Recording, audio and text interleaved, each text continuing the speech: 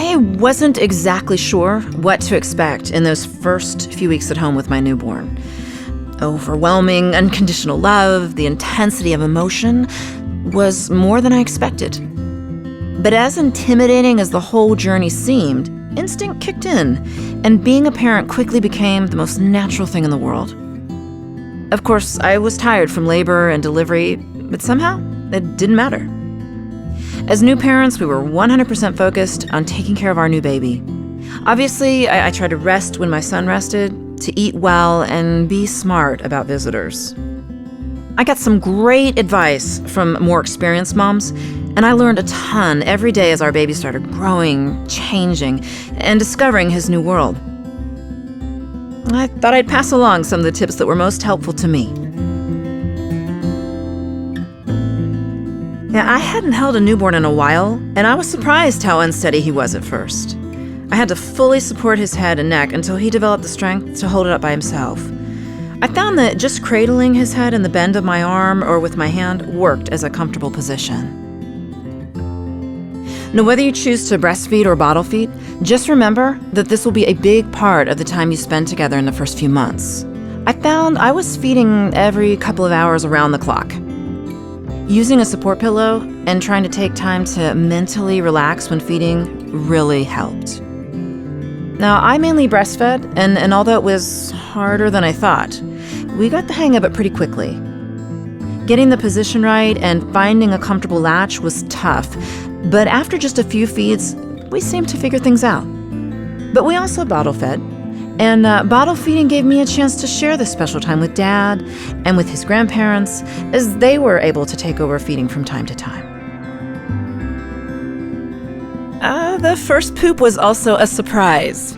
It was thick, dark greenish, almost tar-like. Well, it's called meconium, and it fills the intestines before birth and usually expels in the first 24 to 48 hours after the baby arrives. It was sticky and tough to clean, but gentle baby wipes definitely helped. Once it cleared his system, things were more normal. His poo slowly became softer, lighter in color, and more watery, so don't be alarmed. This is all quite normal. Now, as a rule of thumb, plan on changing diapers after every time he sleeps and after every feed, in addition to when they are wet or have pooped. I found if I kept a wet diaper on him for too long, his skin was likely to get irritated. Changing him regularly and using Pampers kept him dry and protected his delicate skin. Pampers pull and lock away newborn's wetness and liquid poop, leaving his skin dry. They even have this blue line, which appears when he's wet, letting us both know that he might need to be changed. The umbilical cord just fell off by itself after a couple of weeks. But before it did, we kept it dry mainly by keeping the diaper from covering it. Our doctor recommended we swab it with alcohol every few days to clean it. Be sure to check with your doctor to get their recommendation. Now, if the cord becomes smelly, oozing, or mushy, you should see your doctor right away. There was one other big surprise those first few weeks: how much he slept. He slept a lot, but it was more like 2 to 4 hour naps and then wake up to eat, which I learned is perfectly normal. And my other children did the same thing.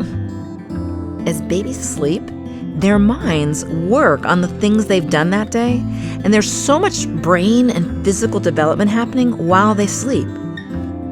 I looked forward to our mornings together and realized how important it was to get an uninterrupted night's sleep.